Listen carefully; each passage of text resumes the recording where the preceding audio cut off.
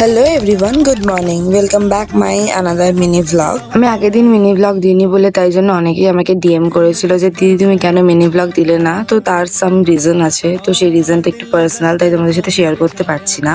But হ্যাঁ, একদিন তোমাদের সাথে ঠিক শেয়ার করবো সেই রিজনটা। তো যাই হোক, স্যাটারডে তো যেহেতু আমার পড়াও থাকে প্লাস কলেজও থাকে, তাই জন্য আমি একটুখানি ফল কেটে নিচ্ছিলাম আমার টিফিনের জন্য। আর এখানে আমার তোজো কিছু একটা দেখছিল, তো সেটাই আমি একটু ক্যাপচার করেছিলাম। আজকে অনেক রোদ ছিল, মানে জাস্ট এতটা গরম ছিল জাস্ট পারা যাচ্ছিল না। বাট কলেজ তো যেতেও হবে, আর আজকে অ্যাসাইনমেন্ট জমা দেওয়ার ছিল, তো সেইগুলো সমস্ত কিছু নিয়ে ব্যাগ ভর্তি করে নিয়ে গেছিলাম।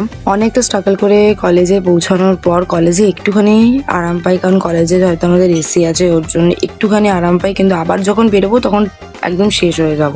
2-3 নাগাদ আমি একটুখানি ফলটা খেয়ে নিয়েছিলাম, যেটা আমি কেটে নিয়েছিলাম বাড়ি থেকে। আর তখনই ম্যাম বললো আরো 2 পেজ এক্সট্রা লিখতে হবে, তো সেটা আমরা সবাই মিলে লিখতে বসে পড়েছিলাম, কারণ সেটা ছাড়া ম্যাম সিগনেচারে করবে না, তো সেইটাও আমরা লিখে নিয়েছিলাম।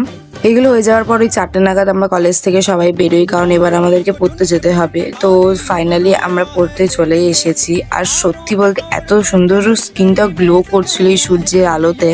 তো যাই হোক, পড়াশোনা হয়ে যাওয়ার পর চলে গেছিলাম ডাইরেক্ট হচ্ছে বাস স্ট্যান্ডে, কারণ এইবার আমাকে বাড়ি যেতেই হবে, কারণ প্রচন্ড পরিমাণে গরম লাগছে আর এক ফোঁটা ভালো লাগছে না।